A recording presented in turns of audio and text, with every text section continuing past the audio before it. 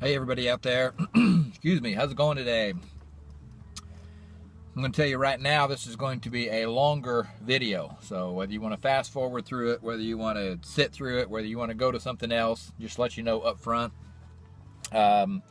This is a response to Tim's Travspirit7's video the other day, yesterday or day before. He titled like his first YouTube rant where he was talking about the bank, where he went in to get a printed copy of a bank statement and they wanted to charge him, I think, $4 a page, and I can't remember how many pages it was going to be.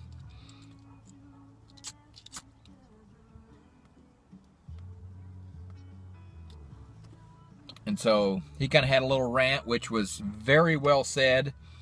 And I made a comment on there that, you know, I don't put up with that crap anymore. I may not get what I want, but you know what? They're going to hear my voice. I've been nice for way too many years of my life. I worked retail for the same place for 25 years, as a manager for almost 20 of those years. And the way people who would come into the store and treat me when they didn't get every little thing they wanted to, you know what? I got tired of it, so I don't put up with it anymore. So I ask for managers. I get loud. I make a scene if I have to, because it pisses me off. So I told Tim in a comment, I would tell him about a little story that kind of put me over the edge. And so I'm probably not going to be able to smoke this and tell the story,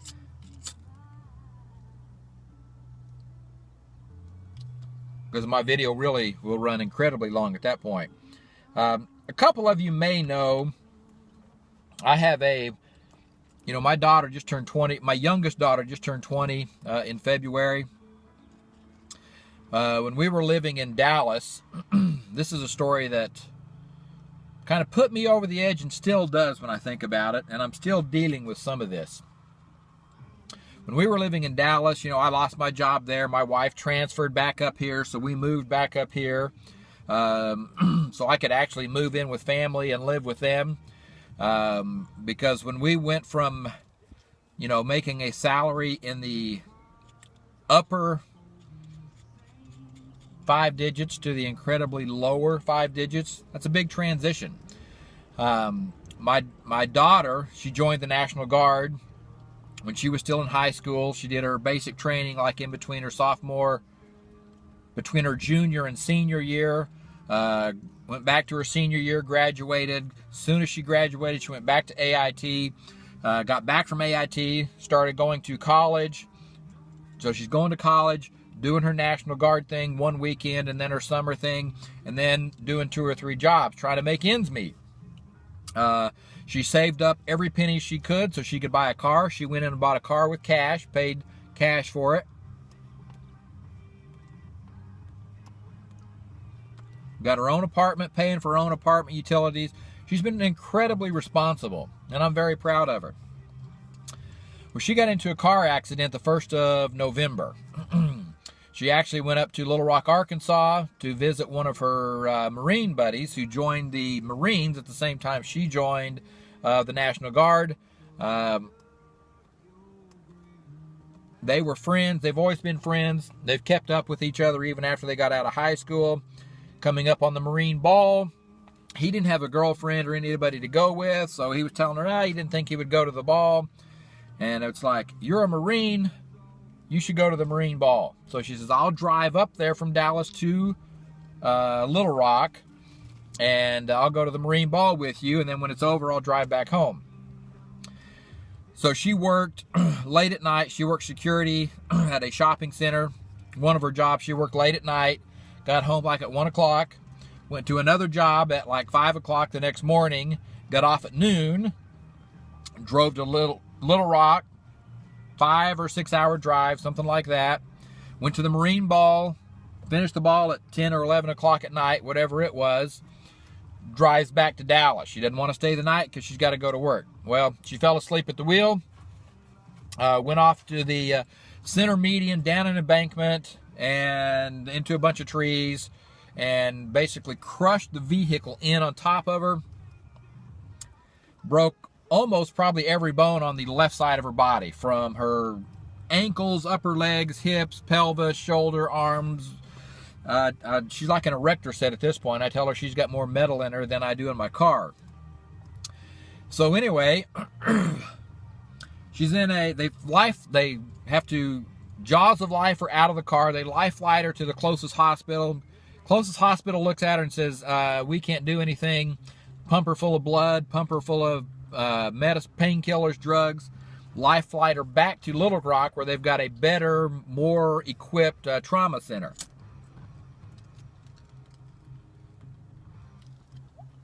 She's in a coma for a couple of weeks, 2 or 3 weeks. Once she comes out of the coma, she's got a traumatic brain injury, because as the vehicle came in this way, her arm and her head went through the glass this way. She had bleeding on her brain. This arm is, it doesn't look like an arm anymore. There's so many scratches and gouges and scars and scar tissue and everything built up on it, which leads me to another part of this rant. There's 2 parts to this rant.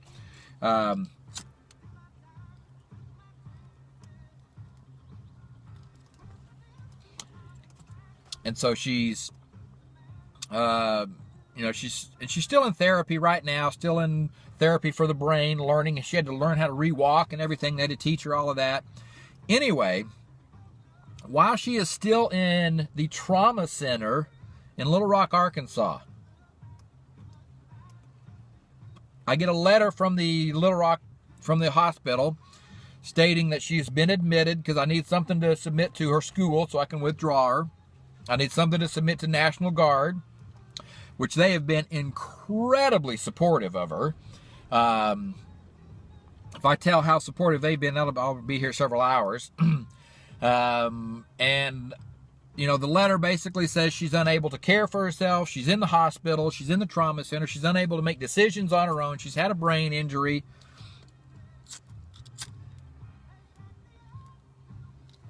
So, anyway, where the rant comes in, she's got an apartment complex in Dallas. I take the letter to the apartment complex. I write up a very nice professional letter saying she's been in the accident, she's had the brain injury, she can't live on her own at the moment, she can't care for herself, she has no way to work or make income, and I want to do an early termination of her lease. I said, I will pay you for the next 2 months of the lease, and I will be out of here, moved and cleaned within 2 weeks. So you'll have 6 weeks where the rent has already been paid for, and you can get somebody else in there. That way you don't incur any financial loss whatsoever. And there's a waiting list to move in there. When she moved in, she had to be on a waiting list. I just cannot keep this lit. This is wet. And so they could rent it within probably a week.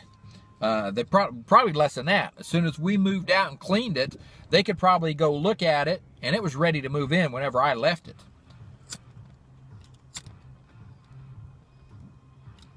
But you know what their response was? No. She signed a lease, and that lease goes for another, I can't remember what it was, 4 or 5, 6 months. She has to pay the lease. I said, she can't. She cannot earn any money. And I'm talking to the manager of the apartment complex. I said, she can't work. She can't walk. Once she's out of a hospital bed, she'll be in a wheelchair for 6 or 8 weeks before she can even begin to walk. She didn't even, at that point when I went in, I said, she doesn't even know what her name is. She doesn't even know who I am. And you talk about something being tough. When you walk in and see, your baby girl laying there in the hospital bed in a coma, you feel helpless and you can't do nothing. But I tell you what, when she's out of the coma and she's talking to nurses and doctors and people, but she doesn't recognize who mom and daddy is, that's a little tough on both mama and daddy. And so I said she didn't even know who she is, where she is at this point. And they say, well, she signed a lease that says Now, she gave me 3 options. You can pay every month until you pay out the lease. You can pay, because you have to give a 60-day notice, so you can pay 2 months of lease, of rent, and then pay the early termination fee, which is X amount of dollar, which is basically paying it out. Or don't pay anything, just walk away. We file it on her credit report. I says, but if you file it on her credit report, she will not be able to rent anywhere probably for the next 7 to 10 years. And I said, well, yeah, that's right. That's something you got to think about when you determine that. Okay, it's too windy in here. I can't even light this. And so that's when I start voicing my opinion. I start to be not so calm, cool, and collected. I start to bow up in my chair, lean over towards them, raise my voice, I'm escalating a little at a time, being just a little bit more aggressive. And I said, so you're telling me you have no concern about her life? No concern that the military says, hey, it's okay, no problem, take your time, let her get better. She can come back to the military with no loss of benefits or anything like that. You're telling me you have no concern that she's been in an auto accident, she's in a hospital bed, she can't walk, she can't think, she can't work to pay this lease. You have no consideration for that? And they say, we love her. She's a great tenant. She always pays on time. She's nice to everybody. I said, but apparently that doesn't matter to you, because what you're saying is we don't care about any of that. It's all we care about is our money. If we don't get it, screw you. They said, no, we're not doing. I said, that's exactly what you were saying. You're going to screw her life up for the next 10 years. And they, what do you mean? How do you mean? Well, she can't pay. I just lost my job. I can't pay. She can't work to pay. So her only option is to not pay. And you're going to put the screws to her and say, well, sorry, too bad. You signed this lease. And I understand it's a legal contract. It's not our intention to hurt you financially. I've already told you I would do everything I can to make sure you don't lose a dime. They would not work with us. She said, well, there are some properties out there who will, once you tell them that story, they'll take it into consideration and they will go ahead and rent. I said, so there are apartment complexes that take that into consideration and will rent? She says, oh, yes. I said, but apparently you are not one of those apartment complexes. She says, I guess she hadn't thought about that. She says, well, that's just our policy. She goes and grabs the file.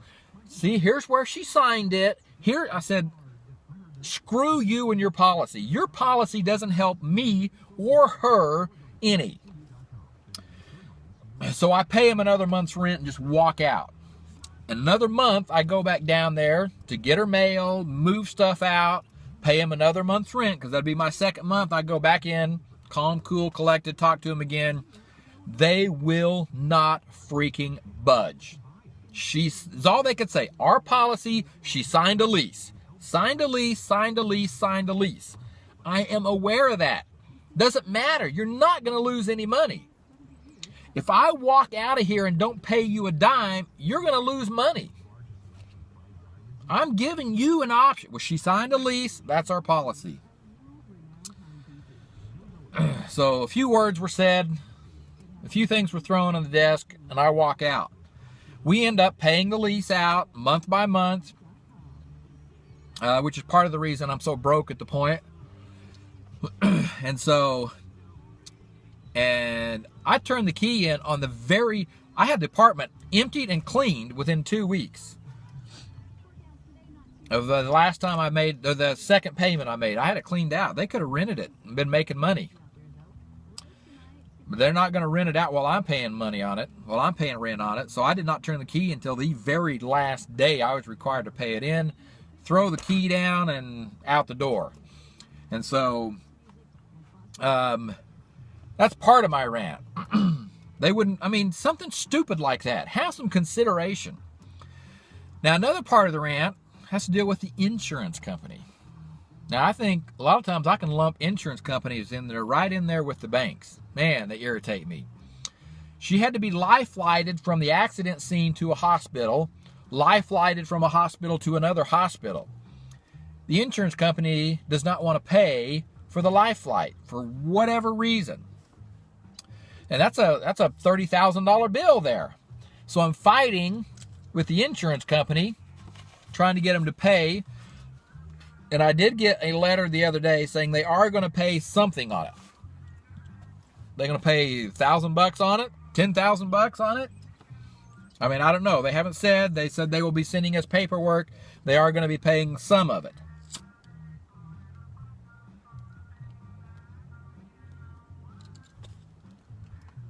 So a little bit of a win. Now get this. You're going to love this. Oh man, this part makes me so happy with them. I could just jump up and down. Throw a party for him. She is right-handed. Right-hand dominant. Her left arm head went through the window. She doesn't have full use of her thumb here. All of her fingers work, but there's something wrong, and the doctor says there is either a tendon that has been cut or it's nerve damage. She needs to go to a hand specialist, have them figure out which one it is. Either one is going to require surgery to fix it, so she gets full use of that thumb again. And then they say she needs plastic surgery on that arm if she wants to cover it up and make it look normal. It looks pretty hideous at this point. Insurance says we will not cover plastic surgery because that is cosmetic surgery to make you look better, like a facelift or a boob job or something. And we don't cover cosmetic surgery. They won't cover the thumb. They won't cover her going into even a specialist to look at it, let alone do surgery. You want to know why? It's her left thumb. She's right-handed. I guess if you're right hand dominant, you don't need, cut that hand off. You don't need it, do you? I mean, oh, that pisses me off. So, calm, cool, collected. I'm fighting what I can, but I don't know what to do at this point. So anyway, update on my daughter. She is doing incredibly well. She progressed from a wheelchair to a walker to a cane. Now she is walking on her own. She's not up to full speed yet. She still has, and she probably always will have, they told us once you have a traumatic brain injury, nobody has ever used to have a traumatic brain injury. Once you have one, that's part of it. That part of the brain is damaged or torn or whatever. It is incredibly better. They say she could have swelling on the brain for up to a year, and as the swelling goes down, it'll get better. She really has a tough time comprehending certain things. So like they're trying to, in her therapy, in her brain part of her therapy, they're trying to get her to where she can go back to school, like sit in a classroom, hear an instructor talk, take notes, and she hears them talk, but she has to stop and think and process to put it down on paper. By the time she's ready to listen again, they're already way too far down and she just can't keep up. But she knows who people are. At the moment, I don't know what's going on up there, but she hasn't said a word to me in probably the past 2 months. I don't know why. We don't know what's going on. She talks to her mom, jokes, laughs, talk about things, what's going on in therapy. She goes out, she loves to bake and cook. She'll go out in the kitchen with her mom and bake and cook. But something, I don't know, there's a disconnect somewhere. And in the hospital, she always recognized her mother before she recognized me. So I don't know whether she still has an issue there.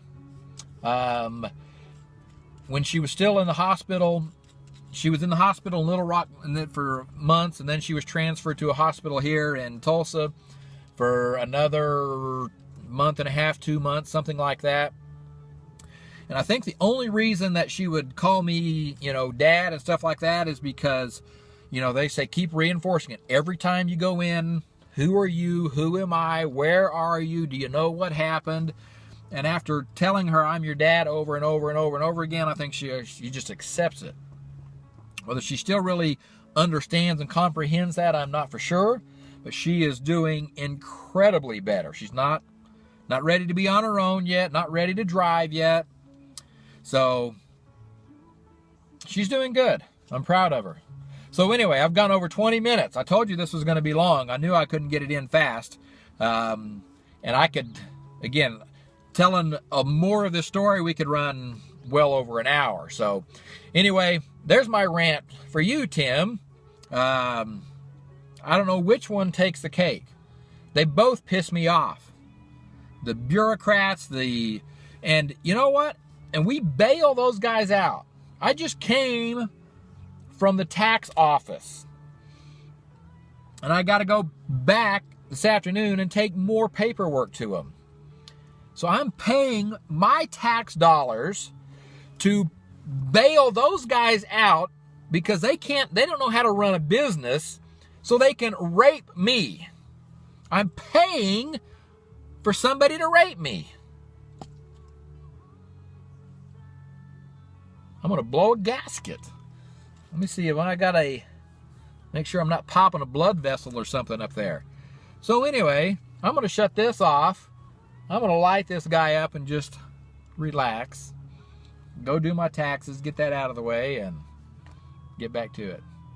So if you hung through this whole thing, thanks, I appreciate it. Have a good one, and we'll catch you next time.